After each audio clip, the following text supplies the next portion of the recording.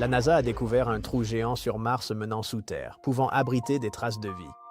Ce gouffre béant fait environ 300 pieds de large, situé dans une zone étrange pleine de cavités. La plupart sont peu profonds, mais un trou se distingue. Il semble bien plus profond et paraît déboucher sur un niveau inférieur de la planète. L'origine de ce gouffre reste encore floue. Serait-ce une ancienne civilisation ayant bâti une cité souterraine pour vivre à l'intérieur de la planète? Les scientifiques pensent que quelque chose de plus puissant a pu le créer. L'une des idées principales est qu'un météore s'est écrasé sur Mars, perçant la surface et laissant cette ouverture profonde. Ce trou est particulièrement intéressant car il pourrait être relié à un vaste réseau de tunnels ou de grottes. Là-bas, les conditions sont bien plus sûres qu'à la surface, glaciales, radioactives et souvent balayées par des tempêtes de poussière. C'est l'une des raisons pour lesquelles ces espaces souterrains pourraient protéger et peut-être abriter la vie. Cela en fait l'un des meilleurs endroits pour la chercher sur Mars. Il y a des milliards d'années, Mars ressemblait probablement plus à la Terre, avec des conditions favorables à la vie. Mais avec le temps, la planète a beaucoup changé. De nos jours, Mars n'a plus de champ magnétique puissant ni d'atmosphère épaisse. Cela signifie que sa surface est exposée aux radiations mortelles de l'espace et du Soleil. Ces radiations sont assez puissantes pour anéantir tout organisme vivant. Donc, si la vie existe encore sur Mars, elle se cache plus probablement sous Terre. Des lieux comme les grottes profondes servent d'abri naturel, car ils bloquent les radiations et stabilisent les conditions. Un jour, nous pourrions bâtir la première base humaine sur Mars dans un ancien volcan inactif. Les vieux volcans de Mars pourraient abriter de longs tunnels appelés tubes de lave. Ils se sont formés quand la lave chaude a coulé puis refroidi, laissant des espaces vides dans la roche. Ces tunnels pourraient protéger les astronautes des radiations et des conditions extrêmes, offrant un lieu de vie et de travail. En 2019, des scientifiques de l'USGS Astrogeology Science Center ont cartographié plus de 1000 entrées de grottes sur Mars. Mais les scientifiques ignorent encore la profondeur de ces grottes ou leur taille réelle. Actuellement, la NASA utilise des rovers et des satellites pour explorer Mars. Mais à l'avenir, des astronautes pourraient étudier ces zones souterraines de plus près. Ces missions pourraient chercher des signes de vie, comme de minuscules fossiles ou des traces chimiques d'anciens organismes. Vous pourriez atteindre Mars en seulement 30 jours. Non, il ne s'agit pas de science-fiction. Un moteur à plasma révolutionnaire pourrait réellement rendre cela possible. Bientôt, nous pourrions troquer nos chaises de plage aux Bahamas pour un voyage vers la planète rouge. Alors, quand pourrons-nous acheter nos billets? Eh bien, probablement pas avant 2030. Et même à cette date, les premiers vols seront sans doute un luxe réservé aux astronautes et non aux simples touristes. Ils se réjouissent néanmoins, car ce moteur pourrait bouleverser tous les aspects du voyage spatial, réduisant considérablement les durées de trajet et facilitant grandement les missions. À l'heure actuelle, voyager vers Mars n'est qu'un rêve.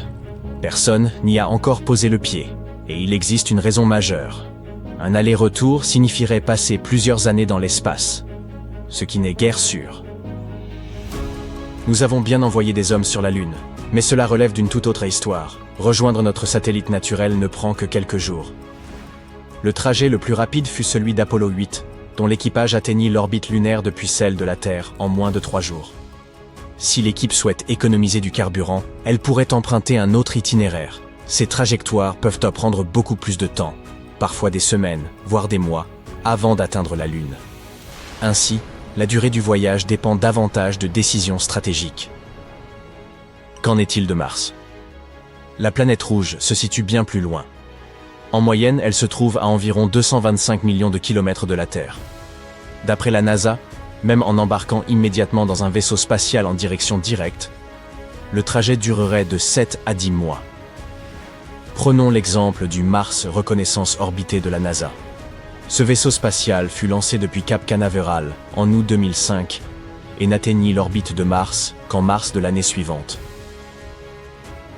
La durée du voyage peut cependant varier, car la distance entre la Terre et Mars change continuellement au fil de leur orbite, autour du Soleil. Ainsi, même si l'on parvient à s'y rendre en quelques mois, un aller-retour pourrait finir par durer près de 3 ans. Et personne n'aspire à cela. Non seulement il serait particulièrement monotone de vivre là-haut sans Netflix, mais le danger est réel. Passer un temps prolongé dans l'espace peut infliger des dommages sérieux au corps humain. Une mission vers Mars exposerait les astronautes à 3 environnements gravitationnels distincts. Durant le voyage vers Mars, ils seraient en apesanteur. Puis, À leur arrivée, ils devraient évoluer dans une gravité équivalente à un tiers de celle de la Terre. Enfin, au retour, ils auraient à se réhabituer à la gravité terrestre. Alterner entre ces différents champs gravitationnels n'est certainement pas anodin. Les astronautes peuvent perdre leur équilibre et leur sens de l'orientation, entraînant nausées et confusion. Affronter de tels effets lors de l'atterrissage sur Mars n'a rien d'amusant ni de facile. Et ce n'est qu'une partie des difficultés. De nombreux autres défis se présentent lors d'un voyage aussi long, tels que des délais de communication pouvant atteindre 20 minutes dans un sens, la probabilité de panne d'équipement ou d'urgence médicale, et la nécessité constante de rationner avec soin vivres et fournitures. Heureusement, le moteur évoqué précédemment pourrait remédier à cette situation et réduire considérablement la durée du trajet. Du moins, c'est ce que suggèrent les scientifiques qui ont élaboré un prototype de moteur de fusée électrique à plasma capable de nous conduire vers Mars en seulement 30 à 60 jours. Et si votre première réaction fut « un moteur à plat, quoi ?» Rassurez-vous, nous allons clarifier cela. Voici une fusée conventionnelle, semblable à celle que l'on voit décoller de Cap Canaveral. Elle fonctionne en injectant dans son moteur un carburant à hydrogène liquide et un oxydant à oxygène liquide. La combustion libère une énergie considérable, produisant une poussée. En termes simples, le gaz brûlant extrêmement chaud est éjecté à l'arrière, propulsant la fusée vers l'avant, et elle s'élance ainsi dans l'espace. À présent, voici la fusée à plasma. Son décollage se fait de façon similaire, grâce au même mélange chimique. Mais, une fois en orbite, elle bascule vers un système de propulsion électrique. Son fonctionnement diffère radicalement.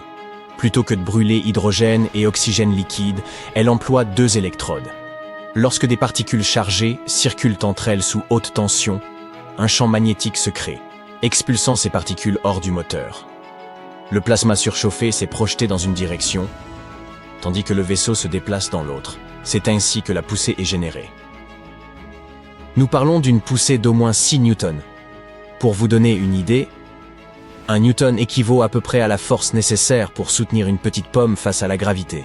Certes, cela paraît dérisoire comparé à la puissance explosive d'une fusée classique, mais voici l'essentiel. Un moteur à plasma peut fonctionner sans interruption pendant des mois, accélérant progressivement le vaisseau spatial jusqu'à des vitesses extrêmes.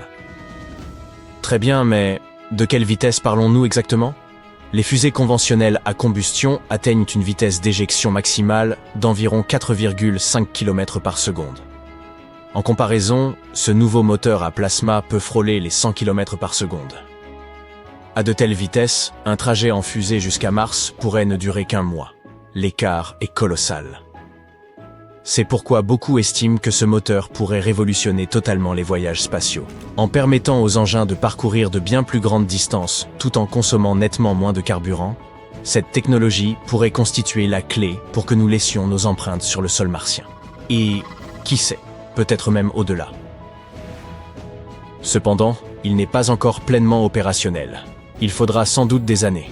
Pour l'instant, il s'agit davantage d'un prototype, à un stade très précoce de développement. Il est testé dans une installation spécifique, une chambre à vide de 14 mètres de long sur environ 4 mètres de large, reproduisant les conditions de l'espace. L'objectif est de vérifier les performances du moteur dans un cadre réaliste avant de l'envoyer en orbite. Parmi les points qu'il souhaite examiner, figure sa réaction aux rayons gamma. Dans l'espace, les radiations ne se limitent pas à la lumière solaire. Il s'agit de flux de particules subatomiques provenant du Soleil, de la Voie lactée, et même d'au-delà. Bien que minuscules, elles constituent un défi majeur pour les missions de longue durée. Sur Terre, les radiations solaires et spatiales ne posent de guère de problème. Notre atmosphère et notre champ magnétique, absorbant ou déviant la majorité de celles-ci. Mais les astronautes et leurs vaisseaux spatiaux ne bénéficient d'aucune protection naturelle dans l'espace. Le problème réside dans le fait que ces particules à grande vitesse peuvent traverser le corps humain, déchirer l'ADN et causer de graves troubles de santé. Même une heure sans protection adéquate pourrait être fatale, du moins pour les astronautes. Et il ne s'agit pas uniquement des humains, les vaisseaux spatiaux subissent aussi ces impacts. Ces particules peuvent pénétrer les matériaux de l'engin et endommager l'électronique sensible, provoquant bugs, dysfonctionnements ou panne totale. Voilà exactement ce qu'il faut éviter lors d'un long voyage, n'est-ce pas ? Il n'y a pas de garage sur la route vers Mars. Avec un aller-retour durant plus d'1 an, le problème est d'autant plus sérieux. Plus l'exposition des astronautes et de leurs vaisseaux est longue, plus le risque augmente. Voilà pourquoi il est crucial de trouver des moyens de rallier Mars plus rapidement. Les concepteurs de ce moteur à plasma ne sont toutefois pas les seuls à chercher à atteindre Mars au plus vite. La NASA a récemment collaboré avec la Defense Advanced Research Projects Agency pour tester un moteur fusée à propulsion thermonucléaire dans l'espace. Une technologie susceptible de réduire également le temps de voyage pour les missions humaines futures vers la planète rouge. Dans le même temps, SpaceX nourrit des ambitions encore plus vastes avec son programme de colonisation, connu sous le nom d'Occupy Mars. Leur objectif est d'envoyer des gens vivre réellement sur la planète rouge, dans l'espoir de garantir la survie à long terme de l'humanité. Les premiers vaisseaux devraient être lancés en 2026, probablement sans équipage, mais les scientifiques sont confiants. Ces engins pourraient atteindre Mars en seulement 6 mois. Ainsi, nous avons un moteur à plasma, une fusée thermonucléaire, et toute une mission visant à occuper Mars qui s'efforce d'acheminer des gens vers la planète rouge dans un avenir proche. Mais qui réussira le premier et atteindra la planète le plus rapidement? Seul le temps nous le dira, mais n'hésitez pas à laisser votre avis dans les commentaires. Récemment, des scientifiques ont fait une découverte stupéfiante qui pourrait changer le cours entier de l'exploration de Mars. Apparemment, il y a des océans d'eau liquide sur la planète rouge. Donc, l'avenir semble prometteur. Nous pourrions utiliser cette eau pour soutenir les missions futures, et ensuite même nous relocaliser sur Mars, puisque nous n'aurions pas besoin de nous inquiéter de l'endroit où obtenir ce liquide précieux. N'est-ce pas? Eh bien, il y a un gros problème. Ces océans d'eau liquide sont à l'intérieur de Mars, si profondément enfouis que nous ne sommes pas susceptibles d'y arriver. Du moins, c'est ce qu'affirme une nouvelle analyse des données sismiques collectées par l'atterrisseur Mars InSight. D'énormes réserves d'eau liquide semblent être la meilleure explication pour certaines anomalies sismiques de la planète rouge. Ainsi, toute cette eau précieuse est hors de notre portée. Mais nous devons la trouver pour résoudre le puzzle de l'histoire aquatique de notre voisin rougissant et poussiéreux. Et la première chose que nous devons faire est d'identifier où se trouve l'eau et en quelle quantité la planète la cache. Maintenant, nos rovers s'affairent à la surface de la planète rouge, recueillant toutes les données disponibles sur la géologie de la surface de la planète. Et il devient de plus en plus évident que Mars était autrefois recouverte d'eau. De nombreux facteurs, des terrains martiens aux anciens lits de lacs asséchés et au delta, suggèrent qu'il fut un temps où la planète était assez détrempée. De nos jours, il y a encore un peu d'eau à la surface, et juste en dessous de la surface de Mars, mais elle est sous forme de glace et n'étant rien comparable à ce que Mars avait dans le passé lointain. Pour comprendre combien il aurait pu y avoir sur la planète rouge il y a des milliards d'années, nous devons savoir où toute cette eau est allée.